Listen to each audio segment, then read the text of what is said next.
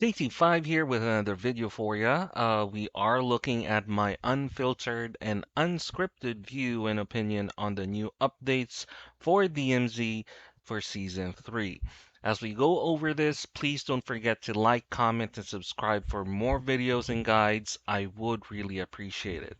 So, just a little while ago, Infinity Ward and Raven Software, they released an update for DMZ for Season 3. So let's go over them.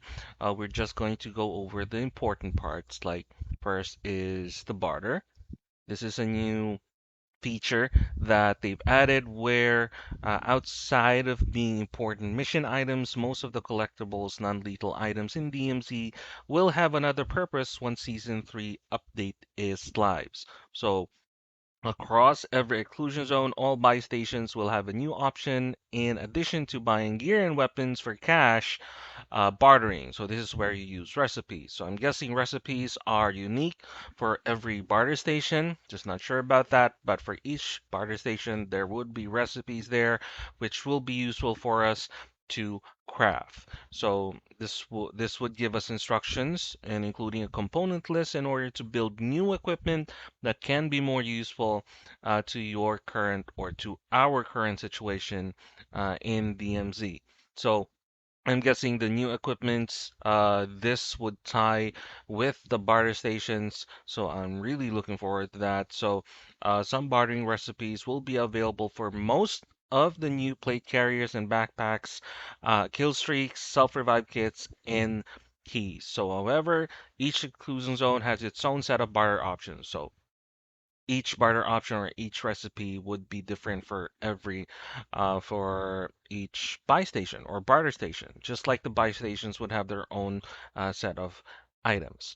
Now, next would be contraband workbenches. So basically, for contraband workbenches, if we get a contraband weapon that we don't like the attachments for, we can go to these contraband workbenches and swap out the attachment. So well, just thinking about it, we would have insured weapons in our contraband stashes.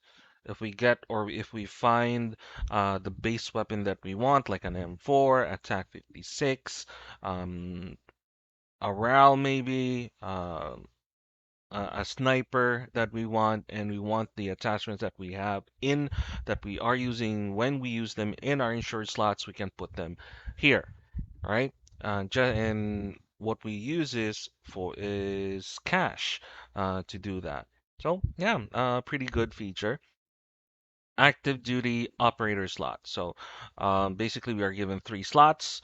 So each active duty operator would have their own kill streak, backpack, the works. So kill streak perks. We would be able to know what dog tags they are. What dog tags they are bringing. Not really that useful. Doesn't really matter. What's important is they have their own items, right? So if we have two operators that are fully geared and we just want one um, operator that we would use for raiding, for looting, that if that operator would die, doesn't really matter that much, then we could do that, right? Not like when before that we only have one operator and we are fully geared, but we are doing missions that are not really that important, but we just want to finish them, just like picking up or putting in items in certain well certain boxes, those sorts of stuff. Right, so this is a huge step for DMZ so that we don't lose the items that we want. And let's say we get disconnected and we lose them, but we are using um, the expendable operator, then it's totally fine. So new equipment. These are the ones that we are looking forward to. Well, for me, that's what I'm looking forward to. So new backpacks, secure, and scavenger. So for secure backpacks, as the name suggests, secure items between runs. So this means that those non-contraband, non-owned soldier items are secured in your inventory and don't convert to XP upon extraction. So you've already noticed this whenever you extract every item that you have in your backpack are converted to XP. Now with using a secure backpack, they don't. They they are secured in your inventory. They go with your operator until you lose them. They go to your next deployment, and that is really something useful because let's say you need cash for the next mission, right? You need cash immediately. So you can stock up if you have like classified documents, gold skulls, gold bars, those high valued items for cash, then you can bring them out and then bring them back in on the next deployment, sell them at a workbench, then you'd be able to or sell them at a buy station and you'd be able to buy your plates, everything that you need. So plus does say items in a secure backpack are kept to that active duty soldier if they are eliminated in an extraction zone. So yeah, it does say that even if you die, you would still keep your items. Okay. Now, I would understand the extraction part, but if you die and you still keep them, I'm just not sure if they worded it correctly because sometimes they word it in a way that it doesn't really mean what it really means, if you get my point. Um, but you can comment me on that below on the video if I'm reading it right. So items in a secure backpack that are kept to that active duty soldier if they are eliminated in extraction zone. So basically, if we are just going to read it as is, even if you die, as long as you have a secure backpack, you will still keep those items. That's what it's saying. Okay, then we'll just leave it at that for now. Next would be scavenger backpacks. So these take out the third weapon slots usually found in medium large backpacks. Okay, so for a large backpack, there are 9 item slots. There are 9 item slots next to the third weapon slot. So if they take out the third weapon slot, then I would be guessing by the size of the third weapon slot, 2 or 3, or maybe around 3 max, that they would be adding in to the scavenger backpacks. All right, so these are barter recipes. So the barters are useful in getting these. So if you are looking for secure backpacks or scavenger backpacks, I suggest going to the barters and looking for the components that you need to craft these. Because based on the secure backpack, just the secure backpack alone, guys, it's a game changer for DMZ.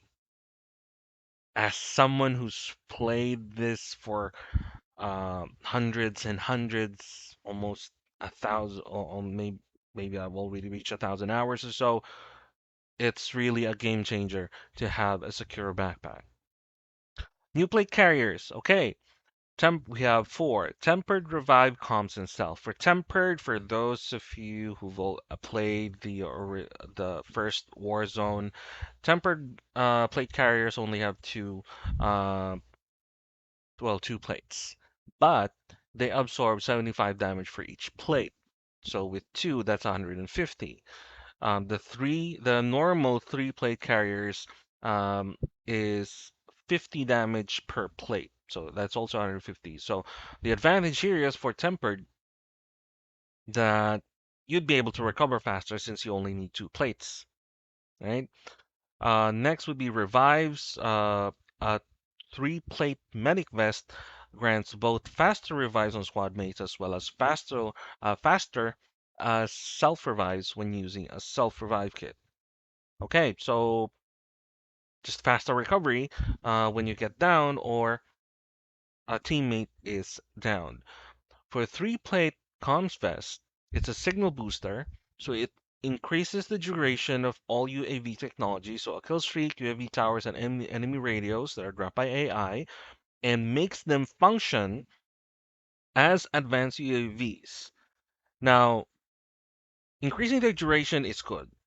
That's always having UAVs is really good when you're trying to figure out where the opponent is coming from. But turning them into advanced UAVs that doesn't show if they are AI or operators is somewhat troublesome in well, just in my perspective though, because advanced UAVs in Warzone, of course, you only have operators as enemies. That's pretty useful. But for DMZ, where you also have the AI element, the advanced UAVs also show the AI as well as the operators. So if you are not familiar with player actions during an advanced UAV duration, then it really is hard to determine and would create more problems than not, rather than just having the regular UAV towers and kill streaks, right? So, and it also gives out another bonus. The vest also gives out an audio cue when an enemy operator is close to you. So, like an auditory version of the high alert perk. The high alert perk more of a visual representation of the perk, where if someone is aiming down at you, it would show like a light glow on the side where the other end where the enemy is looking at you. So if they're on your right and they're aiming down to you, there would be a slight hint or glow on the right side of your screen telling you that someone is looking at you right now. So this is an auditory version, so just not sure what the audio cue is. We will know more about it in season 3. So, and now finally the stealth plate carrier comes built in with the ghost perk, keeping you off enemy radars. Okay, so this is certainly useful for solo players, right? Because the ghost perk, usually you would be able to get that, in my experience, um, around the 7th to the 10th kill streak. Sometimes, if you're lucky, you would get it on the 6th kill streak.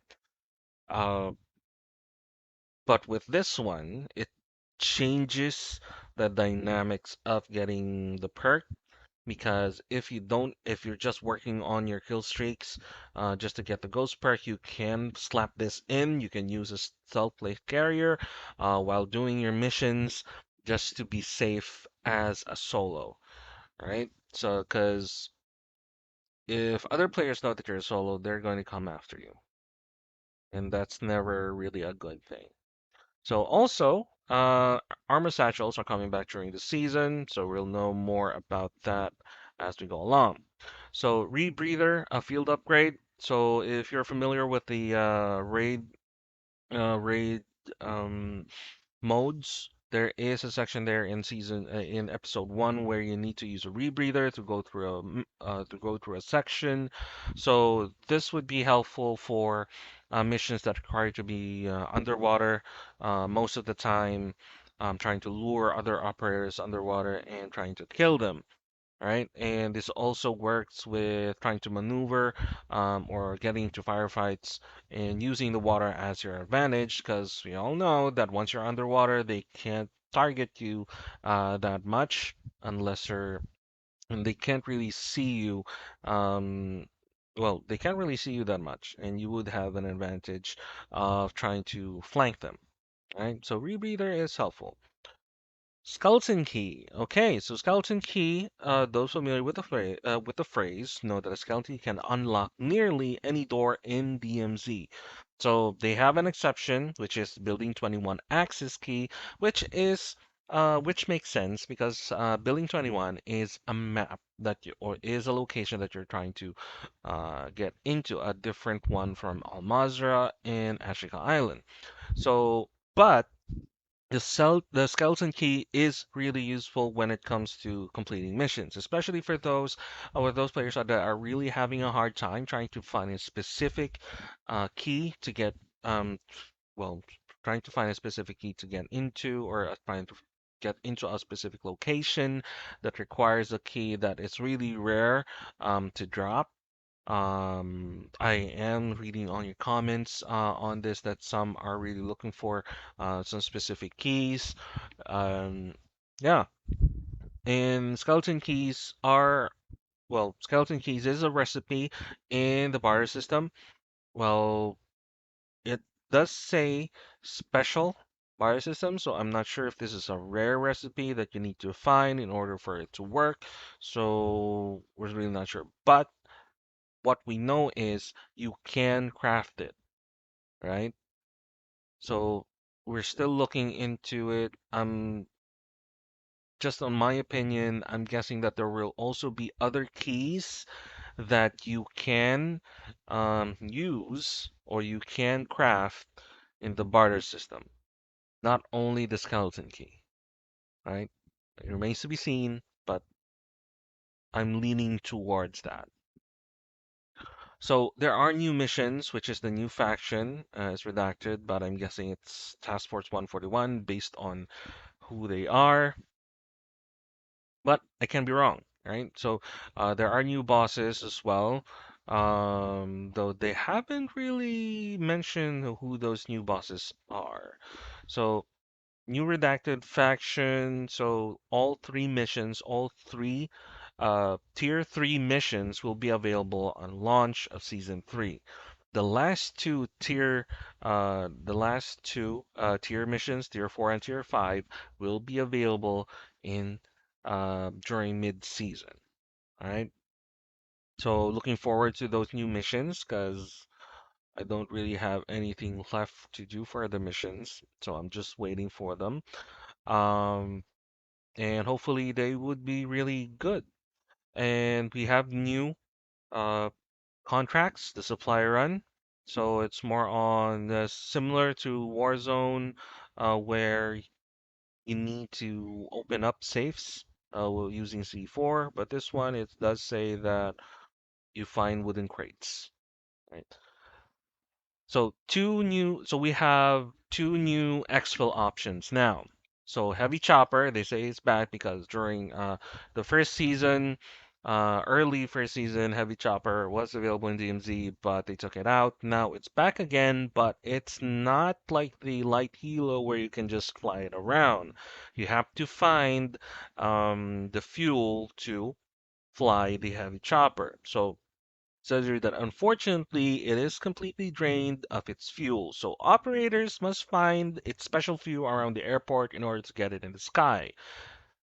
I'm really, I'm already predicting that if operators are leaning towards this particular exfil, a lot of players, a lot of operators will be storming the airport more often just to find the fuel, right? So you get into encounters for other operators during that, well, during your game session if you're looking for it. So once topped off with its fuel, the heavy chopper can fly around the map. So you need to go outside the boundary and it will show you like a timer whenever we exfil. There will always be a timer, so it will show you that um, until it gets to zero for a successful exfil. If you don't want this type of exfil, there is a new feature for a buy station known as a private exfil. So we buy it in the buy station, and it will make an unused exfil point open on the map. So I am assuming that this will be also visible by other operators once they look in the map. So rather than three, if someone bought it, there would be four. I'm just not entirely sure if they can also use it, but that is an indication that there are players going over there. So they can, so those exfil campers, you know who you are. I'm not sure why you're doing that, but okay, it's fine. Um, do your thing. So it's another way. It's just another way for us to exfil rather than the uh, the normal ones, the rescue, the hostage rescue contract, and this one. it says here, consider it an extra escape route if needed, especially during prisoner rescue contracts. So I haven't seen prisoner rescue contracts, so I'm just assuming that they just worded it wrongly. This would be hostage rescue contracts, since there are no prisoner rescue contracts. And hey, maybe I'm wrong. Maybe they'll be adding a new one secretly. All right. So yeah, so we have the barter, workbench, active duty, new active duty operator slash new equipment, the new missions, the redacted faction, new contracts, and new exfils, two new exfil portions. So really looking forward to season three. I hope you are as well. If I did read something that well, if I did read something in the update that might have been how I wrongly interpreted it, then you can comment down below, and hopefully I get to see you there during in game. Maybe I'll recognize you, from your comments. And hey, don't for so thank you so much for looking into the video. Please don't forget to like, comment, and subscribe. I'd really, really appreciate it. And well, for us to have more videos and guides and for other games as well. Have a nice day.